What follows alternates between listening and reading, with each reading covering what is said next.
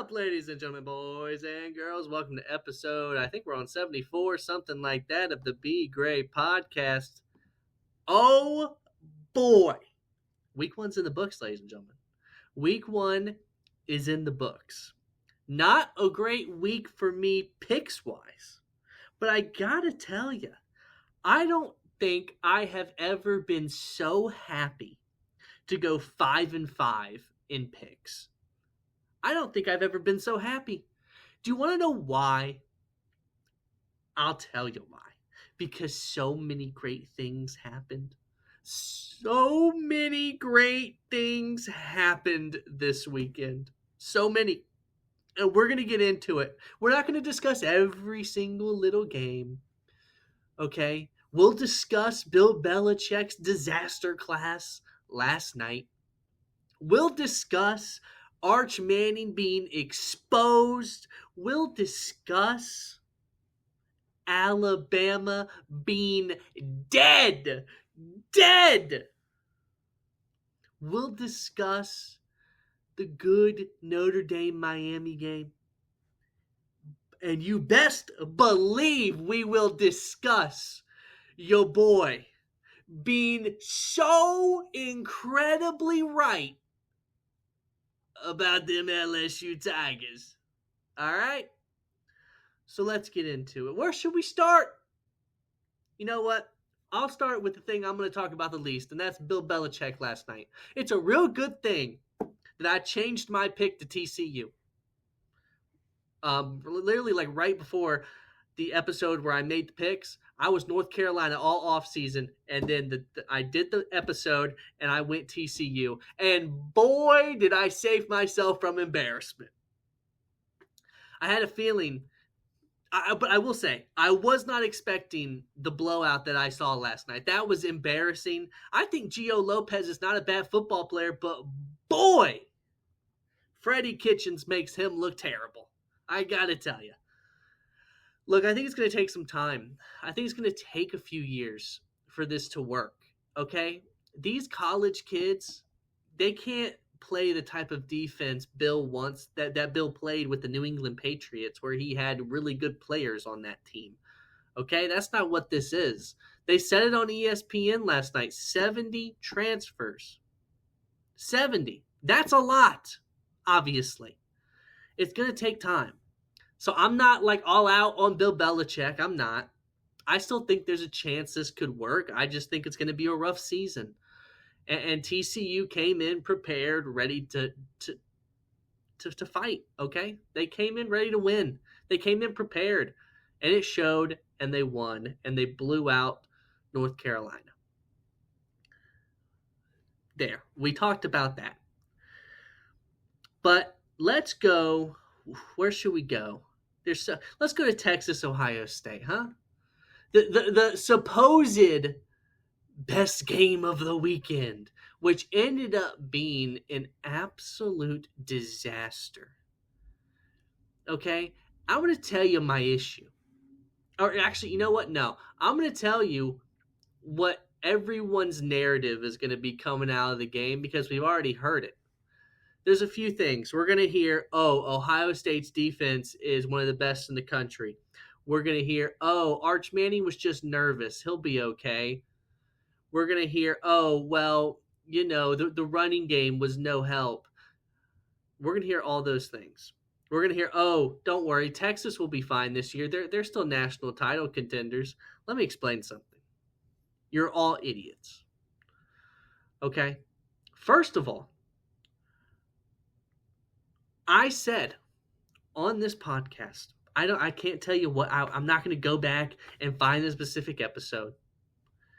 I said we need to calm down on the Arch Manning love fest going on this offseason. I had a full-on Paul Feinbaum rant when he said that Arch Manning is the best player he's seen in college football since Tim Tebow.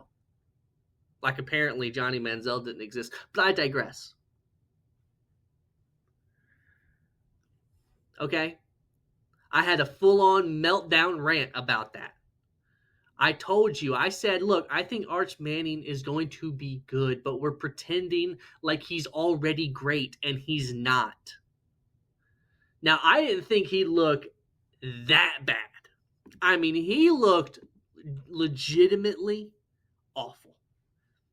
17 for 30, 170 yards, one pick, one touchdown. That's the greatness I should expect. And just so we're clear, I wasn't impressed with Julian Sayin either. He was slightly more impressive than Arch, but not by much. 13 for 20, 126 yards passing and a touchdown. Both offensive game plans scream to me, we are terrified to let our quarterback throw the ball and win this game. And Arch Manning did look nervous. He looked petrified. How am I supposed to expect for Texas to turn this around this season? How am I supposed to expect when Texas has to go when they're in Athens in November, that he's not going to have the same type of performance because he's going to be nervous? Ohio State's defense and Texas's defense, I think, are getting way too much credit. Do I think their defenses are good? Yes. But people are acting like both these defenses are all world. No. It's easy for your defense to look as good as it was when you have two quarterbacks who couldn't hit the broadside of a barn, specifically Arch Manning, who was overthrown because the throws were there. The plays were there. He had wide open receivers. He was just missing them. Okay, he was missing wide open drag routes. He was overthrowing everything. First play of the game, he has a rollout and he throws it into the dirt, skips it. I don't have faith in Arch Manning. And I don't want to hear, because I've heard way too much already. Oh, if his last name wasn't Manning, you all wouldn't hate him. Be hating on him as much as y'all are. Well, guess what? If his last name wasn't Manning, you wouldn't have had the love fest that you had all off season. If his last name wasn't Manning, you wouldn't be giving him the benefit of the doubt right now, because that's exactly what you're doing. You're giving this quarterback who played awful the benefit of the doubt. Let me tell you something. Gunnar Stockton didn't play even close to as awful as Arch Manning did. And Gunnar Stockton did it in a playoff game, first start against Notre Dame, who ended up being the runner-ups for the national championship. And everyone kept saying over the offseason, oh, Gunnar's not that guy. Gunnar's not very good. I mean, did you see him in the playoff game? So it's okay to just jump and hate on Gunnar. But it's not for Arch? Why? Everyone's hating on Ty Simpson right now, and no one's saying, oh, you shouldn't hate on Ty Simpson. Everyone's hating on Ty Simpson, as they should be, because he played terrible against Florida State. But we can't hate on Arch. Why? Everyone's hating on Gio Lopez right now, even though I don't think it's his fault for what happened last night. But we can't hate on Arch, can we? It's a double standard with this kid. And that's what drives me insane, because it's also a double standard with Drew Aller. But I'm not going to get into him, because all they did was play Nevada, so I don't care. You know how I feel. Let's not do this with Arch, okay? Look, Arch is going to go in this weekend, play whoever the heck they're playing, some cupcake. He's going to look amazing, blow them out, and everyone's going to be like, oh my gosh, we're back, horns up. No, you're not. You're not winning a national championship, Texas, okay? You're flat out not. Because Arch Manning's not good enough yet. Could he be at some point? Maybe next season. It ain't going to happen this season, okay? And trust me, I don't think Ohio State has a good enough quarterback to win a national championship this year either.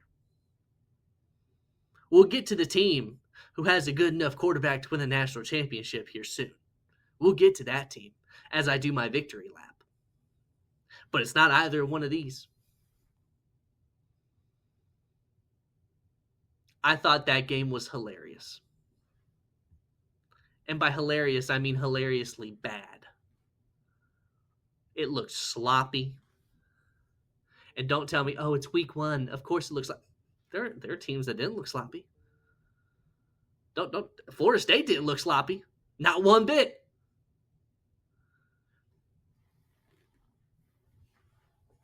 People are, and I told you, no matter who won this game, it was going to be so overhyped and the completely wrong narrative is going to come out. The AP poll came out. LSU should be ranked as the number 1 team in the country. They had the best win over the weekend by far. They looked like the best team in the country by far.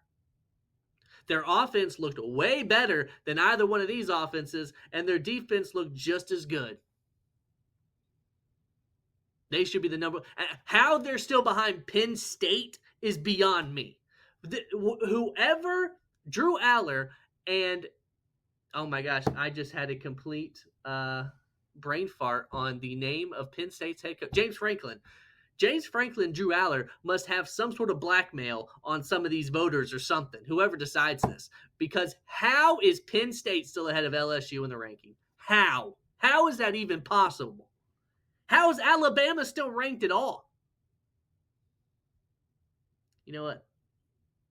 Let me not. You know what? Speaking of them, speaking of Alabama, quite possibly my favorite thing that happened this weekend. And this is why I said I've never been more happy to go 6-6. I'm so happy I picked this game wrong. I couldn't be happier, actually. You know, I remember somebody, can't remember his name, pretty smart guy though. He said that Alabama wouldn't make the playoffs this year again. I remember he said that. Oh wait, that was me. I didn't expect you to be this terrible. Because what that was on Saturday was barely football. That was terrible. Why is Ty Simpson? And I said this all off season. I said, why is Gunner not getting the benefit of the doubt like Ty Simpson? Ty Simpson sucks. And boy, did he show it. 23 for 4. Why is Ty Simpson throwing 43 times? 43. Only completed 23 of them. Like, what are we doing?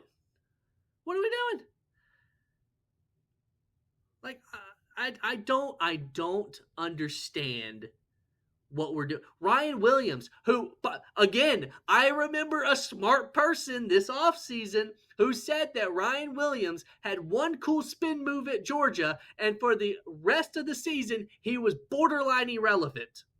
And oh my gosh, did he prove me so right. A whopping 5 catches for 30 yards. Multiple drops, by the way, just like Jeremiah Smith. And of course, by the way, oh my gosh, Joel Klatt is such a Big Ten homer. It's so painful to listen to him during that Ohio State-Texas game. Oh, well, you know, Jeremiah Smith just had to change his gloves. That's why he was dropping passes. Oh, cry me a river, please. Cry me a river. Shut up, Klatt. But Ryan Williams, people actually thought that Ryan Williams was the best receiver on this team. No. His name is Jeremy Bernard. That's who the best receiver on that team is, not Ryan Williams. But the most embarrassing thing is the fact that Tommy Castellanos talked all that talk this offseason, and then he went out and did it. How embarrassing.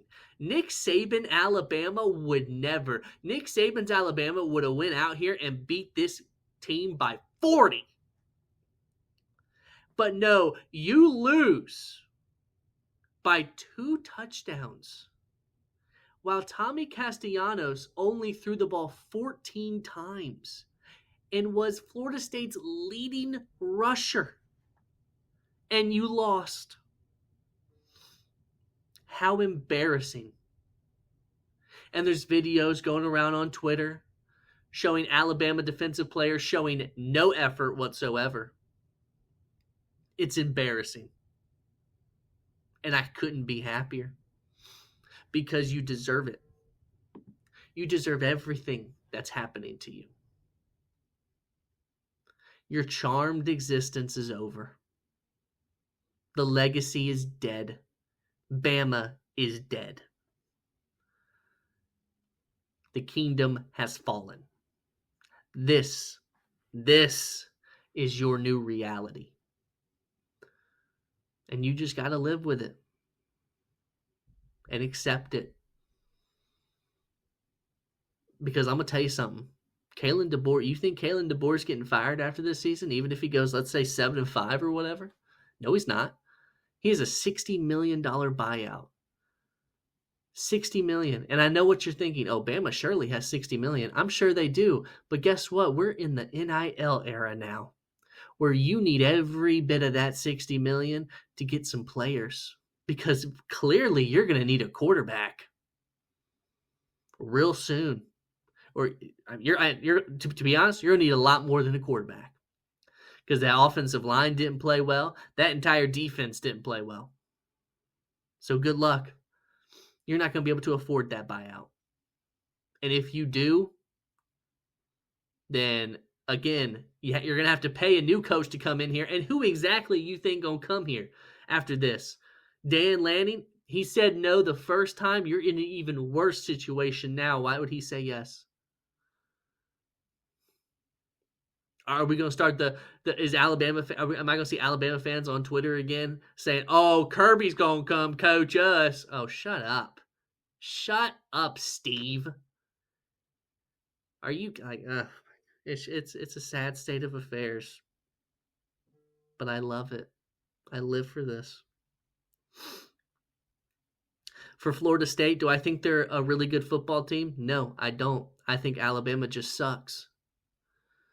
I think Florida State is a solid team. They're not an ACC championship contender. They're not even in the ballpark of a Clemson. I think Clemson annihilates them. I think Miami probably doesn't annihilate them, and we'll get to Miami in a second here, but Miami's better than them. Georgia Tech, I was disappointed with their performance against Colorado. I don't think they're much of a threat either. SMU, I think, was a fluke here last year personally, but I digress. But let's move on to the other ACC team. Miami played Notre Dame. Can I just say, have you noticed a trend with Carson Beck?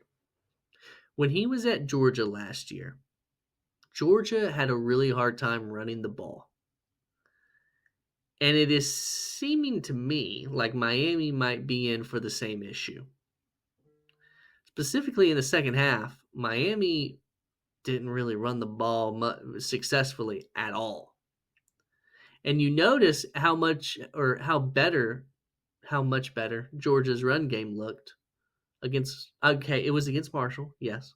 But you could tell, if you actually understand Georgia, if you watched, and I watched every snap of Georgia last year, I could tell it was better. We struggled to run last year against bad teams. And I could tell it's better. Why? Because we have a running quarterback. They actually have to take into account Gunner as a threat, just like they had to with Stetson when he was here. I thought Carson played fine. Carson played a prototypical Carson Beck game. He wasn't all that flashy, but he was solid, and that's what he needs to be.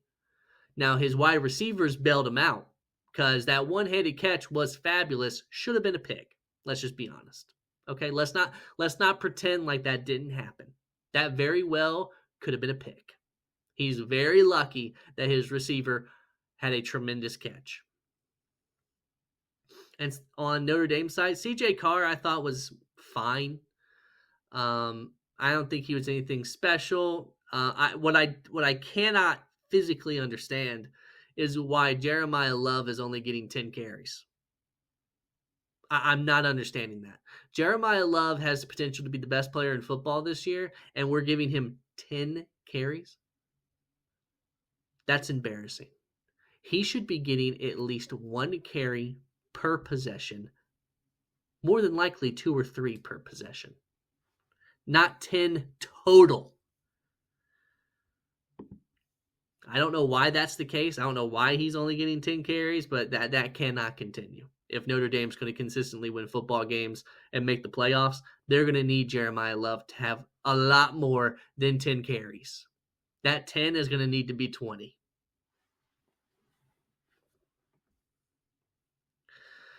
But overall, I think these are 2 fine teams. I don't think either are threats for the national championship. I really don't. Miami looked very vulnerable. They almost let Notre Dame come back and beat them in typical Cristobal fashion. And Notre Dame wasn't all that impressive to me. But let's get to the game I'm really excited to talk about. That the real reason I'm here, okay? Because it's funny how things turn out. It's funny how life works. I remember long time ago in a galaxy far, far away, January of 2025, Ohio State and Notre Dame were about to play in the national championship game. And I was just going over transfer portal stuff, and I was talking about the transfer portal, and I told all of you to watch out for this one specific team. I told you that this one specific team is going to be really good next year. I told you that this one specific team is going to be a contender for the SEC championship. I told you this one specific team is going to be a national title contender. I told you that if this team doesn't make it to the playoffs, their head coach should be fired because they're too talented to not make the playoffs. I told you this team's defense was going to be much improved. I told you that their quarterback is the best quarterback in the country. I told you, yes, I'm still going. I told you that this team was going to be in the SEC championship game. I told you that this team, if I wasn't going to pick my own Georgia Bulldogs to win the national championship, that this would be the team I would pick. And I don't know if I've ever gotten something more right in my life. Who's that team? It's the LSU Tigers. What a game for LSU. They went out there. They played to their potential like I wanted to see. I told you about Mansour Delane all offseason, the Virginia Tech transfer. And what happens? He has an interception on Cade Klubnik. I told you that this Clemson offense had weaknesses on the offensive line. I told you that Cade Klubnik had deficiencies. I told you that the Clemson run game, not very good. Did you know Clemson's leading rusher had 16 yards? 16. Compared to Caden Durham, who I thought had a great game for LSU, who had 70-something? 74, to be specific. 74, yeah.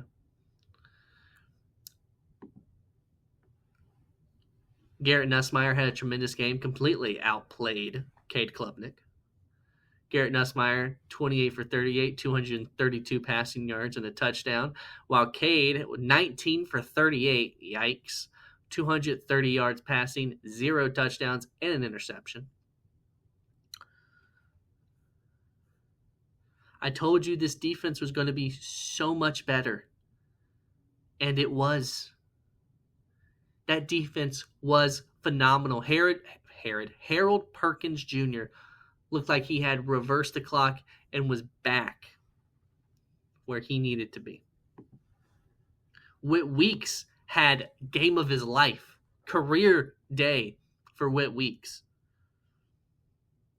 And West Week's also solid game for him. Mansour Delane, as I stated 1,000 times how good he was.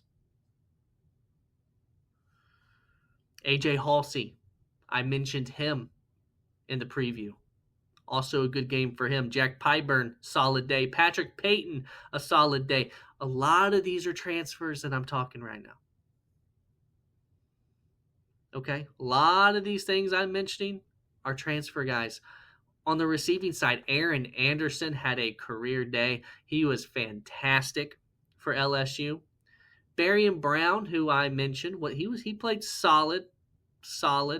I think there's definitely going to be some pop off games for him during the season.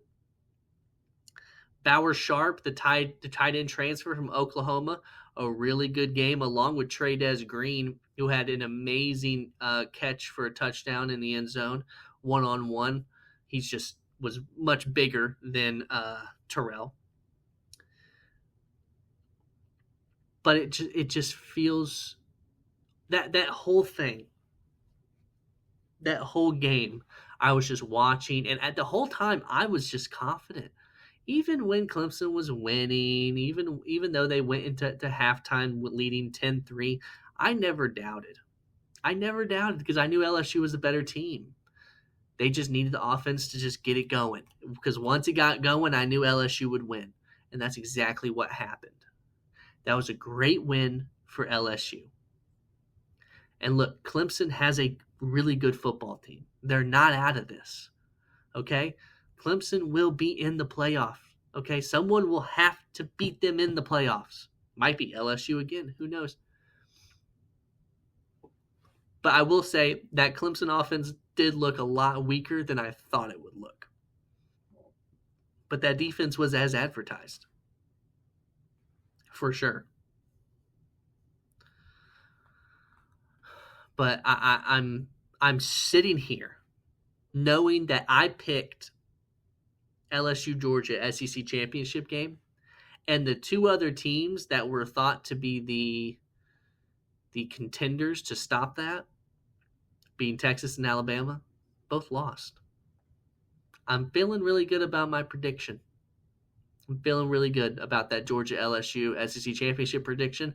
And that was also my national championship prediction, ironically. But we'll see how it goes. This has been my week 1 review of college football. I'm so excited to get into week 2. This week is the start of the 2 episodes a week. Thursday, we will be getting week 2 analysis. Much weaker weekend of football coming up, but hey, we still got things to talk about. And week 1 was so much fun. I loved it so much, and I'm sure week 2 there will be a lot of fun stuff to talk about, because it's usually in these weeks that we think are going to be kind of lame and slow that always end up to be the most interesting. I hope everyone has a tremendous week. I hope you enjoyed week 1 as much as I did. Please do not forget to, unlike the Bama defense, do not forget to go out there and be great.